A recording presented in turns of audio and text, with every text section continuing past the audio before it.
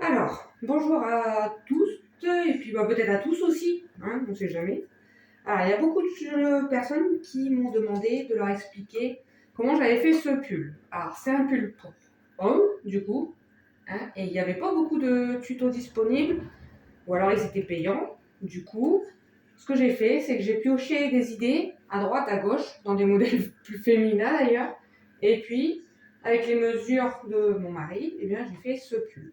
Alors, je mettrai la photo. C'est vrai de mettre la photo une fois portée, on s'en rend déjà beaucoup plus compte. Alors, c'est un pull en top-down. Donc, on commence par le col, la base du cou, on va dire, ici, là, ici. On commence ici. Après, on fait les épaules, jusque là, comme ça. Ensuite, on arrête les mailles.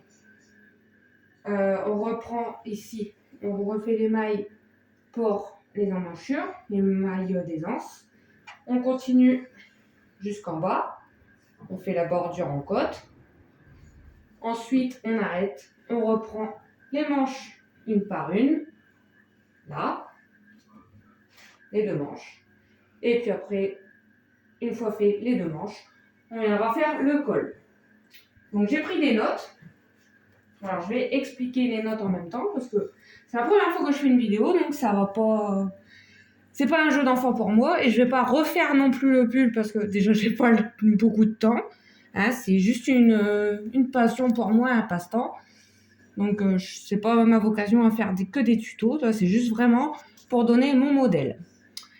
Alors, j'ai commencé par monter une chaînette de 90 mailles.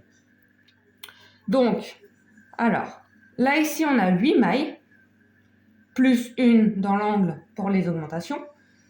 Ensuite, 17 mailles qui correspondent au-dessus des épaules. Ensuite, pour le dos, 26 mailles qui sont ici. J'espère qu'on voit bien. 26 mailles pour le dos ici. C'est la chaînette de base.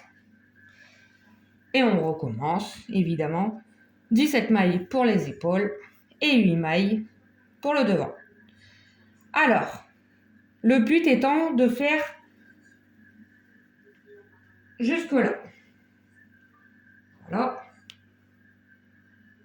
Ça va laisser un blanc au milieu en fait. On va continuer après comme ça. Et au bout d'un, on va dire, là il y a quoi, je me souviens plus, je vais regarder. Moi j'avais laissé 13 cm. Au bout de 13 cm, on viendra rajouter les 10 mailles manquantes, 8 et 8, 16, plus 10, on arrivera aux 26 mailles comme pour le dos, pour faire ensuite venir faire le col, voilà, qui est croisé comme ça devant. Voilà, alors, pour le point utilisé. Alors, c'est un point que j'ai trouvé sur la chaîne Le Crochet d'Elsa. Donc, c'est premier rang, que des brides. Deuxième rang, 2 mailles relief avant, 2 mailles relief arrière. Troisième rang, on répète 2 mailles relief avant, 2 mailles relief arrière. Quatrième rang, on fait l'inverse pour donner cet effet en relief. Donc pour le quatrième rang, on inverse. On commence par 2 mailles relief arrière et 2 mailles relief avant pour contrarier le rang. Le cinquième rang, c'est le même, 2 mailles relief arrière, 2 mailles relief avant, et on recommence du début. Donc toujours un rang pareil au précédent, et ensuite on contrarie, et ensuite on refait la même, et ensuite on contrarie, toujours comme ça. Donc après, si je ne suis pas très claire, vous pouvez aller voir sur la chaîne Le Crochet d'Elsa. Elle a un très joli pull beige, elle fait avec ce point. La seule différence, c'est que elle, les manches, elle les a fait en côte, si je me souviens bien. Je pourrais pas vous dire le nom du tuto parce que j'en ai regardé tellement pour trouver le point qui me plaisait le plus que je me souviens plus. Mais enfin, vous savez déjà que c'est sur sa chaîne. Et puis, de toute façon, si vous avez des questions, je pourrais toujours y répondre. Alors, donc, on continue. On a notre chaînette de départ, on a d'autres points à employer. Donc, le top down, on va le faire comme ça. Donc, la chaînette de départ, on fait le point des augmentations dans chacun des 4 angles. Donc, au niveau des épaules, en fait, comme un top down traditionnel. Et on va faire ça, des augmentations, jusqu'à avoir sur le devant. Alors, il faut prendre la mesure, le tour de poitrine, en fait. Donc, pour moi, mon mari, c'était sur le devant. Alors, la moitié du tour de poitrine, ça donnait 56 cm. Donc, au bout de 56 cm, j'ai relié les deux parties et j'ai rajouté 4 mailles d'aisance. Puisque le point se divise en 2 mailles, en mailles paires, en nombre pair de mailles, j'ai ajouté 4 mailles. Vous pouvez en ajouter 6, vous pouvez en ajouter que 2. Après, c'est vraiment sur mesure. Je l'ai fait vraiment sur mesure. Donc là, mon mari, il fait un XL. Donc si l'homme pour lequel vous voulez faire le pull fait un XL, vous pouvez suivre exactement comme ce que j'ai fait. Sinon, si c'est soit plus petit, soit plus grand, ça s'adapte. On peut tout à fait adapter. Pour vous donner un ordre d'idée, mon mari fait un XL, il est grand, il fait 1m91 et il fait 90 kg. Donc voilà. Alors, une fois qu'on est arrivé ici, on rajoute bien les mailles d'aisance sous les deux bras. Une fois que c'est fait, c'est tout simple, on continue tout droit pour arriver jusque là. Par contre, on n'oublie pas, entre deux, je n'ai pas précisé, qu'il fallait ajouter les mailles ici. Donc, c'était au bout de 13 cm. Donc, au bout de 13 cm, ici, on rajoute 10 mailles. Les 10 mailles qui nous manquaient, puisque là, on n'avait que 8 et 8, ça faisait 16 mailles de chaque côté là. Donc, une fois arrivé là, on rajoute les 10 mailles manquantes. Et on continue. Après, moi, du coup, je me suis arrêtée ici. On peut voir, ça se voit plus beaucoup, mais on peut voir que là, la maille, la jointure, elle était un peu visible au début. Elle l'a encore, mais beaucoup moins. Ce que je vous conseille, c'est de ne pas faire comme moi, c'est d'arrêter votre fil ici, voilà, et de reprendre sous le bras. Comme ça, cette ligne-là, elle se retrouve là sur le côté et ça ne se voit plus. Alors, donc, une fois qu'on a continué, qu'on a fait le devant, alors moi, j'ai fait 40 cm. De là à là, 40 cm. Voilà, j'ai arrêté ici. J'ai fini mon tour ici. J'ai fait une chaînette de 13 mailles en l'air qui revient à 12 mailles pour les côtes. Et pour les côtes, j'ai fait des mailles serrées, bras arrière, tout le tour. Bien vérifier qu'on a toujours nos 12 mailles une fois de temps en temps pour bien que ce soit parfait. Voilà, une fois avoir fini le corps, j'ai repris les mailles pour faire les manches. Et après, j'ai fait des diminutions pour les manches. Donc, les diminutions, je les ai fait au rang 4. Au bout, ensuite, donc une diminution au rang 4. Ensuite, une diminution au bout de 10 cm, une autre au bout de 20 cm, encore une autre au bout de 30 cm. J'ai encore fait 15 cm, puis j'ai fait la bordure pour le poignet, la même que ici, c'est exactement la même.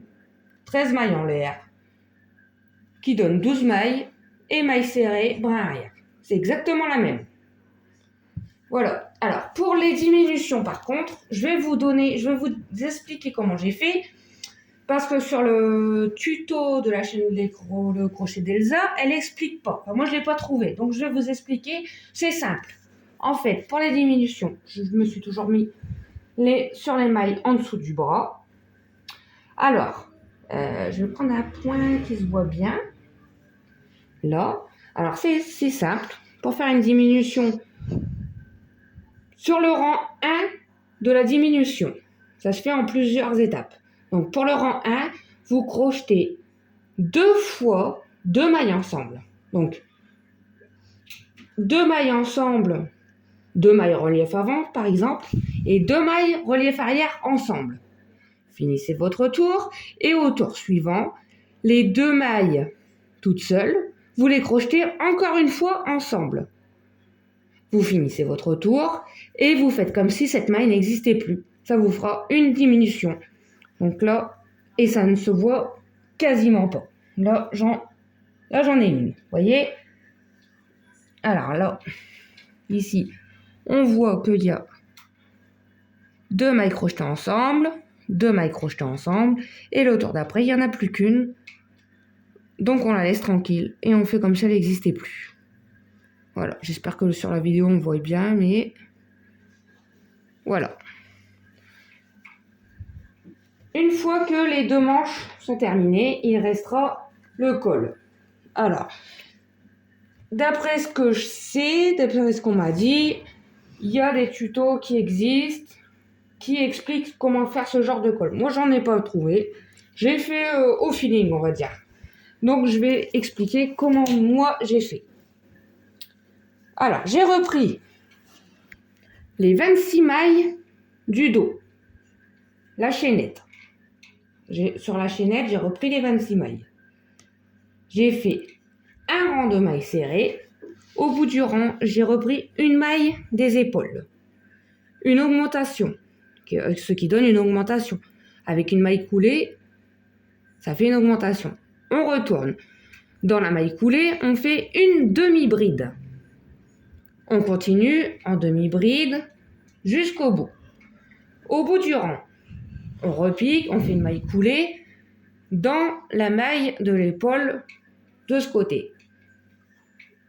Une maille coulée, ce qui donne une augmentation, puisqu'on refait donc une maille en l'air, on repique une maille serrée cette fois dans la maille coulée du tour précédent et on continue en maille serrée jusqu'au bout.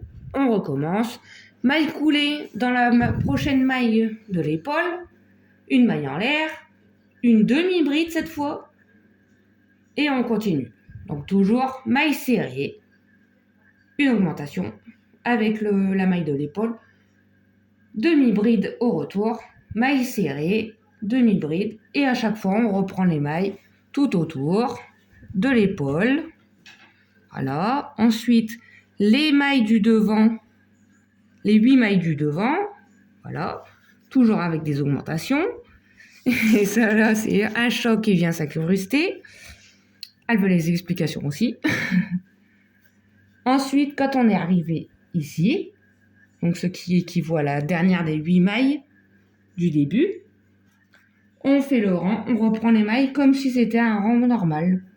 Donc, dans chaque maille du côté, dans chaque bride qu'on voit, on fait une maille serrée. Là, ce coup-ci, c'était des mailles serrées. Donc, on fait une maille serrée. Si vous êtes sur un rang de demi-bride, vous faites une demi-bride dans chaque bride du devant. Voilà. Et on fait la même chose que ici pour les 10 mailles que vous avez ajoutées ici. Donc, là, une maille coulée, une augmentation, on repart. On refait tout le tour. On fait pareil de l'autre côté, c'est-à-dire ici, et on croise. Au bout d'un moment, arrivé au milieu, à peu près ici, il faut croiser. Donc, le rang d'aller, on le passe en dessous, le rang de retour, on le passe au-dessus, pour qu'au final, ce soit croisé. Voilà. Donc, il y en a certaines qui me demandent si le col peut faire capuche. Alors, oui, il est assez grand. Après, voilà, il est suffisamment grand pour passer au-dessus de la tête. Hein. Mais après, je ne pense pas que ce soit très confortable à porter. Donc, je demande à mon mari d'essayer, mais je pense pas que ce soit très confortable parce que du coup, ça n'a pas vraiment la forme d'une tête. Hein. c'est plus en diagonale. C'est plus joli quand c'est bien roulé comme ça. Comme ça. Voilà. Alors, bon, j'aurais peut-être dû en parler en premier, mais bon, comme je vous l'ai dit, c'est la première fois que je fais une vidéo. Je n'ai pas parlé des fournitures. Pourtant, je les avais préparées. Hein. Donc, une fois que le col est fini, bien entendu, c'est terminé. Moi, j'ai rajouté juste une petite étiquette, là, comme ça, que j'ai cousue. Ah, celle-là, je les ai achetées sur Shein. Voilà, ça a dû me coûter 2 €. C'est pas très onéreux. Il y en a de plusieurs couleurs. Alors là, mon mari, il a choisi la couleur marron foncé comme ça. Mais il y en a plein d'autres. Des roses, bleus. Voilà, il y en a des jaunes aussi. Là, dans le fond. Il y a bleu clair, bleu foncé, gris. Là, c'est parme. On va dire parme, oui. Voilà, beige. Donc, il y en a une petite vingtaine, je dirais. Donc, moi, je trouve ça mignon. Voilà. Alors, ça, c'est pour les étiquettes. Hein. C'était la petite parenthèse. Pour ce qui est de la laine. Alors, moi, j'ai utilisé pour le pull, en totalité. Donc, je répète, pour une taille environ taille XL, on va dire. Un bon XL bien long, qui couvre bien les reins. Mon mari se plaint toujours que dans le commerce, les pulls ne couvrent pas les reins. Et bien là, ça couvre bien les reins. J'ai fait une bonne longueur, hein, je le répète. Hein, là, j'ai fait 40 cm de point relief en dessous des bras. Du dessous des bras jusqu'ici, il y a 40 cm. Et plus la bordure de côte qui fait 8 cm. Donc, ça fait 48 cm. Voilà. Donc, 11 pelotes de laine. Alors, c'est la Royale de chez Zeman. Hein, c'est 100% acrylique, je crois. Elle passe très bien en machine en plus. Donc là, elle se crochette. Alors, entre 5 et 6. Mais moi, alors c'est selon la façon dont vous crochetez. Moi, je crochette assez large. Donc, j'ai pris le crochet numéro 5 pour tout le corps. Tout le corps. J'ai pris le crochet numéro 5. Et pour les côtes, j'ai pris le crochet numéro 4 et demi. Voilà. Après, c'est selon votre façon de crocheter. Ensuite, évidemment, il faut une paire de ciseaux. C'est toujours pratique. Un mètre ruban, évidemment, pour mesurer. Et des marqueurs de maille. Les marqueurs de maille, je les ai utilisés, évidemment, pour marquer mes augmentations.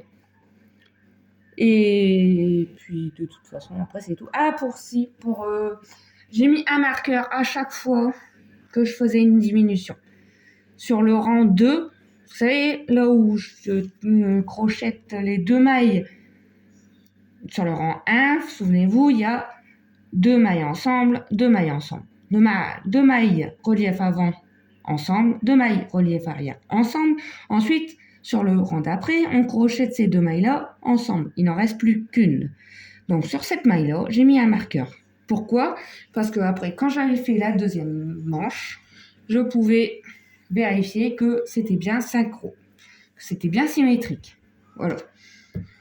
Après, c'est pas obligé. Donc, pour la longueur des manches, on a 46 cm au total. Voilà. Je pense que bon, c'est tout. J'espère que j'ai bien été claire. Et puis, de toute façon, s'il y a des questions, n'hésitez pas dans les commentaires. Bon crochet ou bonne journée. Il n'y a rien d'autre que je puisse, je pense, j'ai tout dit. Donc, merci à toutes de m'avoir suivi.